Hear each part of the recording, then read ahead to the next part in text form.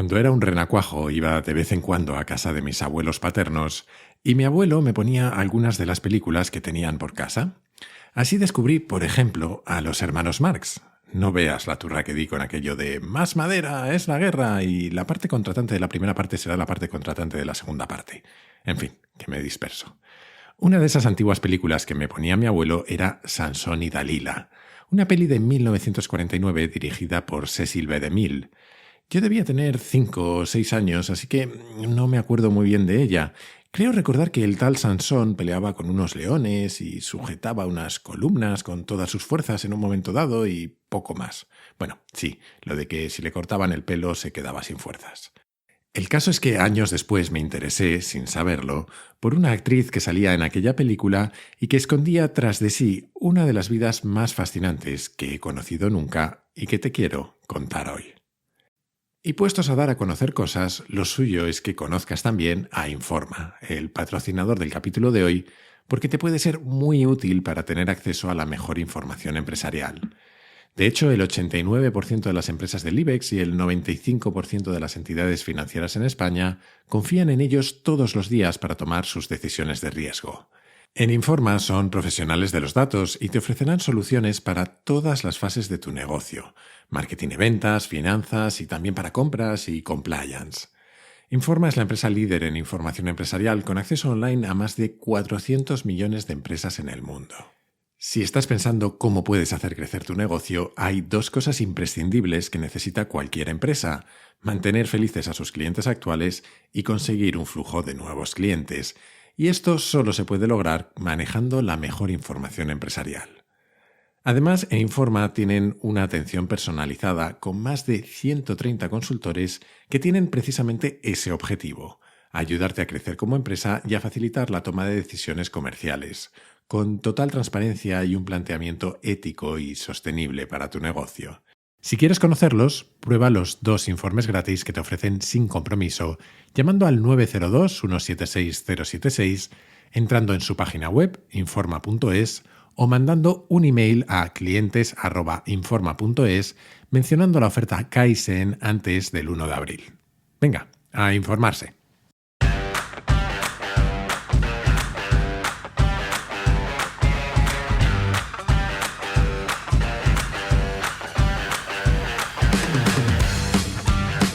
Soy Jaime Rodríguez de Santiago y esto es Kaizen, el podcast para mentes inquietas en el que te acerco a personas, a ideas y a técnicas fascinantes de las que aprender cada día.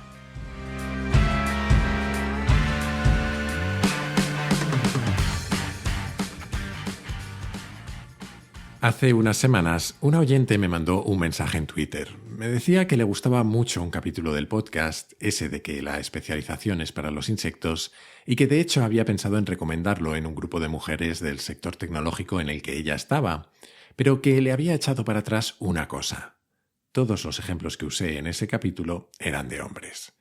Y tenía razón, así fue. Aunque, por ejemplo, en el caso de las entrevistas, intento siempre que haya diversidad, tanto de género como en el perfil de las personas que pasan por Kaizen, lo cierto es que en muchos de los demás capítulos aparecen más hombres que mujeres. Pensando sobre ello, creo que hay 2 motivos principales. El primero, que históricamente las mujeres han estado infrarrepresentadas de una manera muy injusta y mecánicamente eso resultó en que durante siglos muchos de los grandes descubrimientos, teorías, libros o ideas que yo después he podido contar en el podcast fueron protagonizados por hombres, especialmente en algunos de los campos que más me han interesado a mí. De forma similar, un sesgo que siempre ha tenido Kaizen es que hay más autores, ideas y teorías procedentes de Estados Unidos o del mundo anglosajón que de España o del resto de Europa. Por no hablar de que el 90% de lo que he contado por aquí es cultura occidental. Solo muy de vez en cuando ha salido algo de Asia y juraría que prácticamente no he hablado nada de ideas o conceptos relacionados con América del Sur o África, por poner algunos ejemplos. Básicamente porque no tengo ni idea. Siempre digo que hablemos de lo que hablemos, hablamos de nosotros mismos. Y mi mundo en cierta medida es ese, uno dominado por la cultura occidental y dentro de ella la americana, con todas las injusticias históricas que eso conlleva, algunas de las cuales creo que afortunadamente vamos poco a poco paliando. El segundo motivo es mucho más simplón. En aquel capítulo ponía de ejemplos a Picasso, Ferran Adrià o Rafa Nadal, los tres hombres. Y creo que la razón fue principalmente que forman parte de mis referentes. Lo cierto es que, como hombre, siempre me he fijado más en referentes masculinos, no por no valorar a las mujeres, sino porque los he sentido de alguna manera más cercanos. En resumen, supongo que el motivo por el que han aparecido más hombres que mujeres en el podcast es porque mi principal compromiso con Kaizen ha sido muy simple desde el principio: traer aquí aquello que me llamaba la atención y me parecía interesante sin tener en cuenta su origen, género o idioma. Pero eso indudablemente significa que está condicionado por mis propias limitaciones y sesgos. Y honestamente no sé si cambiará en algún momento o hasta qué punto lo hará. Dicho esto, los referentes son fundamentales. Tener espejos en los que mirarnos nos permite soñar con cómo queremos ser y nos empuja a esforzarnos en conseguirlo. Creo que una buena aspiración es que todos podamos encontrar nuestros referentes. Y aunque no siempre salgan en Kaizen, hay muchísimas mujeres referentes de las que nunca hablamos ni de lejos lo suficiente. Si quieres descubrir algunas de ellas, muchas que yo ni conocía, te quiero hacer una recomendación. Un podcast maravilloso que se llama Gabinete de Curiosidades, de Nuria Pérez. Es una pasada cómo Nuria puede atraparte en cada capítulo tejiendo historias increíbles que se entrelazan las unas con las otras. No está dedicado solo a mujeres ni a presentar referentes, es mucho más especial que todo eso, pero aún así está lleno de espejos en los que mirarse. En cualquier caso, volviendo al tema de hoy, curiosamente cuando me llegó aquel mensaje de aquella oyente, yo ya tenía previsto hablarte de una mujer alucinante, porque quiero empezar hoy una nueva serie de esas que hago de vez en cuando en el podcast, en este caso dedicada a historias que resuenan con todas esas cosas de las que suelo hablarte. Y para empezar, no se me ocurría ninguna historia mejor que la de la increíble vida de Hedwig Eva Maria Kissler.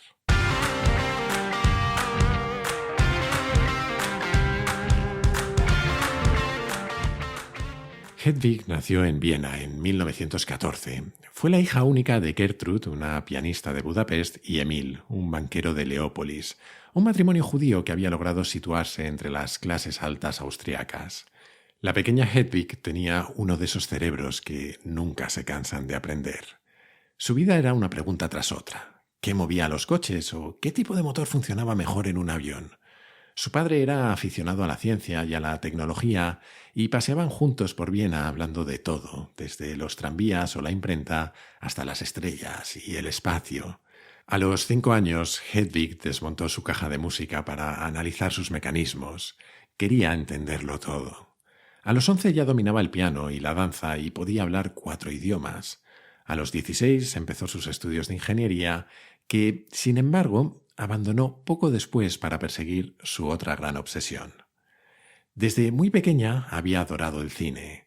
Siempre que podía se colaba a ver alguna película y se montó un escenario bajo el escritorio de su padre en el que representaba obras con sus muñecas como tantos otros niños. Pronto empezó a actuar y a cantar en el colegio y en pequeños festivales. Soñaba con ser actriz y, para alguien que se comía el tiempo como ella, no tardaría en llegarle la oportunidad. Como decíamos, dejó la ingeniería y se mudó a Berlín para estudiar con el gran director teatral de su época, Max Reinhardt.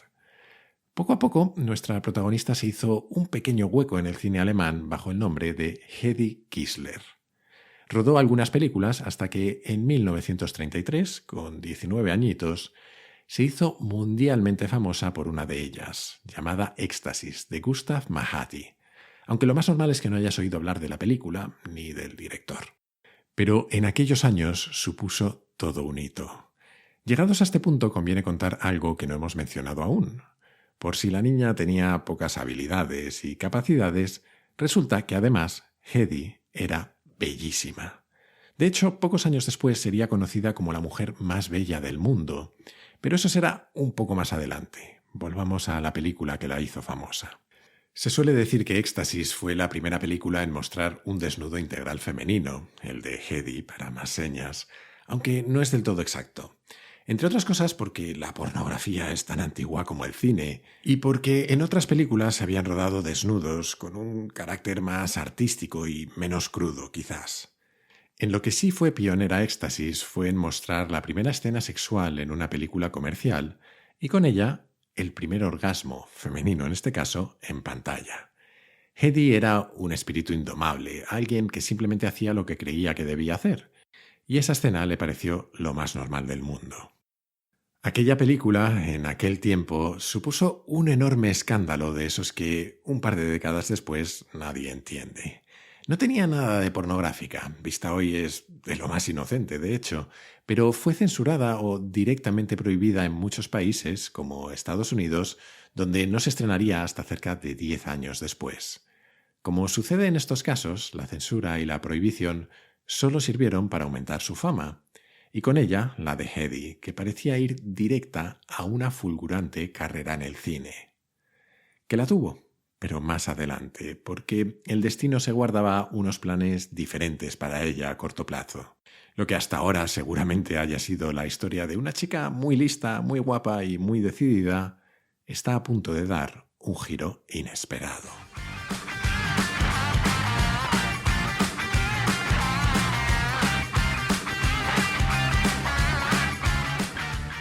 El éxito de Éxtasis hizo que un empresario de la industria del armamento, Friedrich Mandel, fijara sus ojos en Hedy. Por entonces Mandel era el tercer hombre más rico de Austria. Aquí las versiones varían. Las hay que dicen que Hedy no estaba convencida de casarse con él y sus padres la animaron fuertemente, y otras hablan directamente de un matrimonio de conveniencia acordado por sus padres en contra de su voluntad, que suena tan horrible como es, pero que no era algo tan excepcional en la época. Sea como fuere, Hedy acabó casándose con él en 1933. Ese matrimonio puso un freno inmediato a la carrera en el cine de Hedy, y peor aún, se convirtió en una especie de esclavitud, tal y como contaría ella misma más adelante. Su marido pasó de la fascinación a la obsesión enfermiza a medida que sus celos contaminaban cada rincón de aquella pareja. Mandel veía en Hedy poco más que un trofeo, algo de su posesión. Primero intentó hacerse con todas las copias de Éxtasis que existían, llegando a pagar cantidades absurdas por ellas, sin éxito, eso sí. Su paranoia fue aumentando. Pronto obligaría a Hedy a acompañarle a todas las cenas y viajes de negocios para que no se quedara sola ni un momento. Hasta que llegó un punto en el que Hedy no podía bañarse ni desnudarse si su marido no estaba presente. Dice un fragmento de una canción que cuando un tío está en la cárcel y si no sale de la cárcel, por lo menos sale la voz no hay quien la pare, ni rejas, ni paredes. Afortunadamente para todos, la mente de Hedy era igual. Durante aquellos años de secuestro, porque no tiene otro nombre, ella no se estuvo quieta. Aprovechó su soledad para continuar sus estudios de ingeniería y en cada uno de aquellos viajes y aquellas cenas a las que se veía obligada a acompañar a su marido, absorbió cuantos detalles pudo sobre los clientes, los proveedores y las armas que Mandel vendía a Hitler y a Mussolini, de quienes era amigo personal. Una información que no tardaría en volverse enormemente útil. Pero antes, eso sí, Hedy tenía que escapar. Y necesitó varios intentos hasta lograrlo. Uno de ellos da buena idea de cómo de asfixiante era su vida en aquellos años. En una cena se quedó a solas con un amigo de su marido que se había mostrado especialmente fascinado por ella. Así que trató de seducirlo y le pidió ayuda para que la rescatara, sin saber que su marido había instalado micrófonos en su propia casa para grabar todo lo que decían. Hasta ahí llegaba la paranoia de Mandel. Sobre su huida final hay diferentes versiones, según la biografía que se lea. La más aceptada a día de hoy es directamente de película. Durante su encierro, Hedy tuvo un romance con su asistenta, quien le ayudó a poner en marcha todo un plan de huida. Llegado el momento, según la propia Hedy, narcotizó a la asistenta, a la que había contratado porque se parecía físicamente a ella, y usó su ropa para disfrazarse y huir en tren hasta París. Quiero pensar que la asistenta sabía que iba a ser narcotizada, pero no lo sé. Tras París y con ayuda de Reinhardt y otros amigos, fue a Londres, donde se reunió con Louis B. Mayer, el de la Metro Goldwyn Mayer, que estaba de viaje en Europa. Hedy, decidida como era, vendió sus joyas y compró un pasaje a Estados Unidos en el mismo barco que Meyer y aprovechó la travesía para convencerlo de que la contratara como actriz a pesar de que no hablaba apenas inglés. Al llegar a Nueva York en 1937, Hedy Kissler tenía dos cosas: un contrato de 7 años en exclusiva y un nuevo nombre. Había nacido Hedy Lamarr.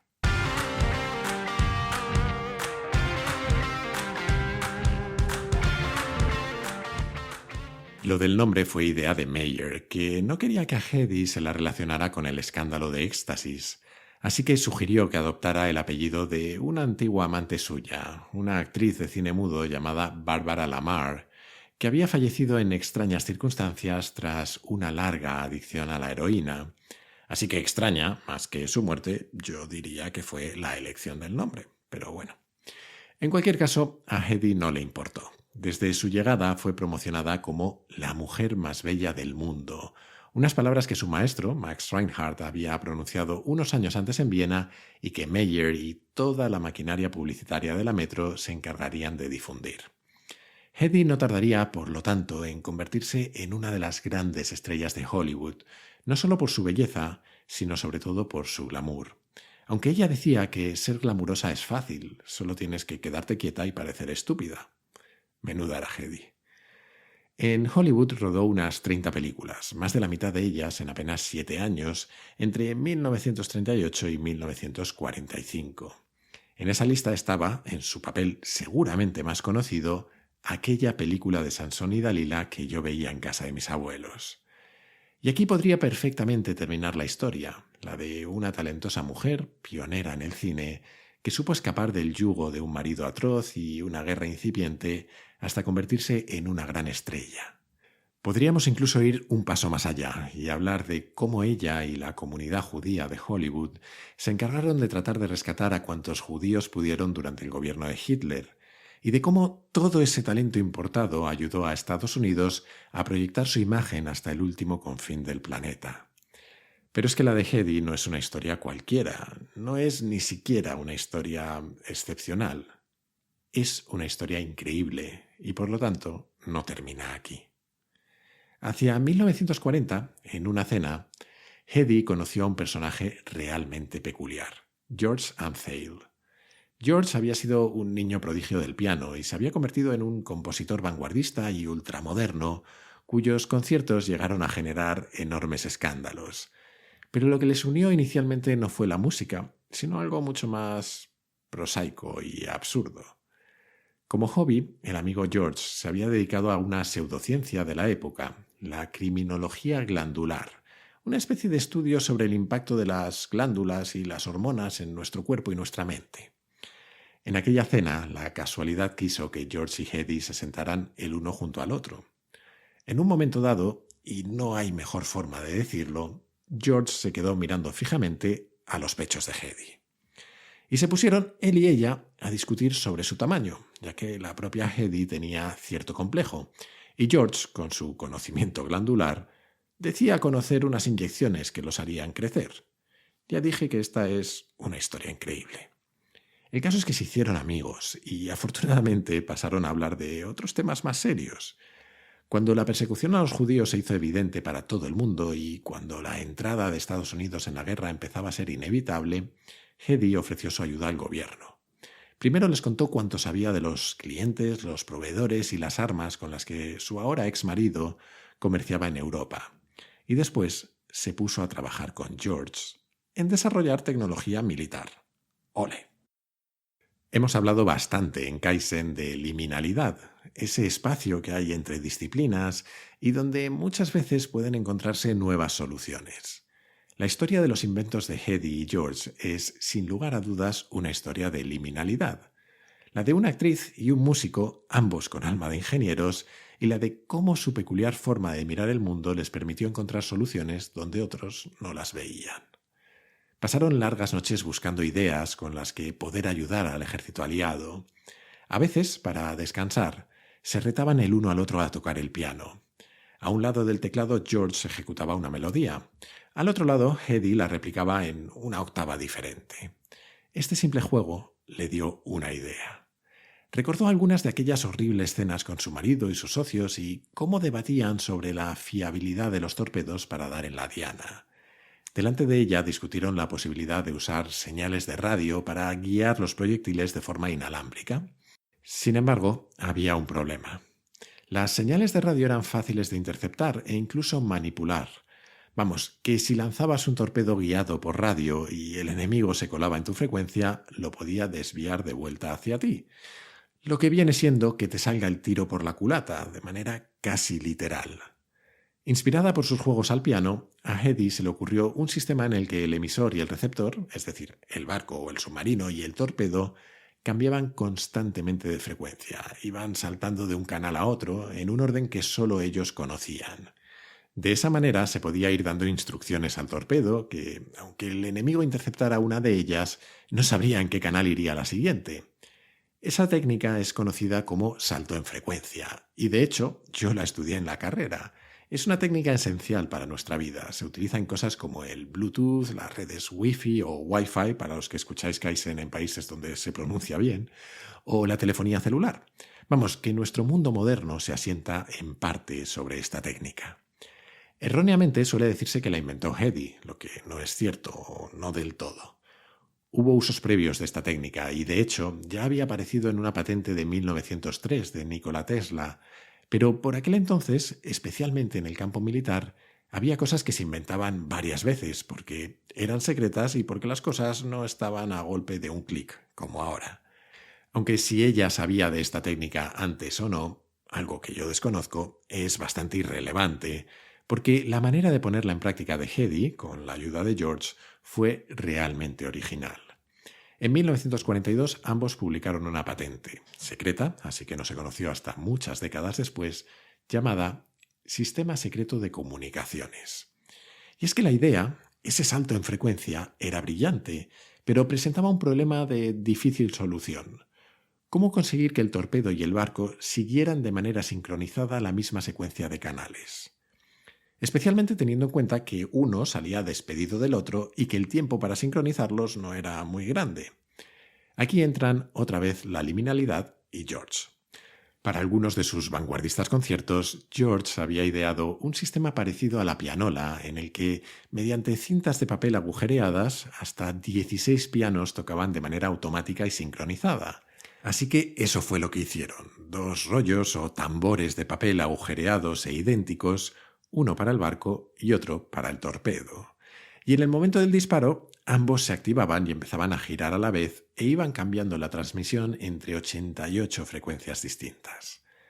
Aquello era todo un prodigio de creatividad en un tiempo analógico, aunque desgraciadamente poco práctico. La Armada no llegó a utilizarlo por su gran tamaño. Sin embargo, tras la invención del transistor, la idea sería rescatada y puesta en práctica por primera vez 2 décadas después, en 1962, durante la crisis de los misiles de Cuba. Los ingenieros que idearon ese sistema dieron todo el crédito a Lamar y Ansel por su patente.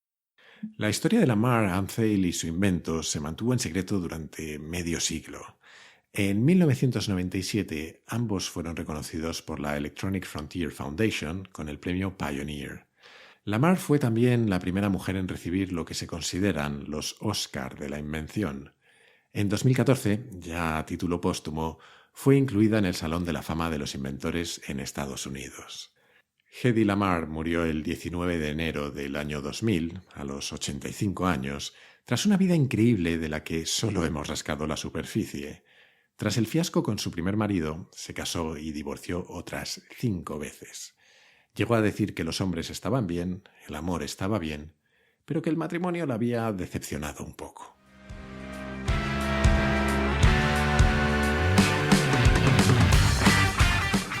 Hasta aquí el capítulo de hoy. Espero que te haya gustado la historia de Hedy y también la idea de traerte historias de este tipo de vez en cuando. Ya me dirás en los comentarios. La semana que viene, si todo va bien, tenemos un capítulo un poco especial. Ya veremos. Hasta entonces te animo, como siempre, a suscribirte y recomendar Kaizen en tu plataforma de podcast preferida, en YouTube, en redes sociales o, como creo que es mejor, a tus amigos. Así me ayudas a que Kaizen siga creciendo. Además, si te gusta el podcast, puedes unirte a la comunidad Kaizen, una forma de apoyarlo económicamente y de acceder a un foro en el que conectar con otros curiosos compulsivos, a contenidos exclusivos y a un feed sin publicidad. Para hacerlo solo tienes que entrar en mi web, jaimerodriguezdesantiago.com, y hacer clic en el banner rojo. Y desde esa misma web o desde mi Twitter, @jaime_rds, puedes hacerme llegar tus comentarios, tus sugerencias, lo que tú quieras. Aunque a veces tarde un poco, siempre contesto. Y esto es todo por hoy. Como siempre, muchísimas gracias por estar ahí y hasta la próxima.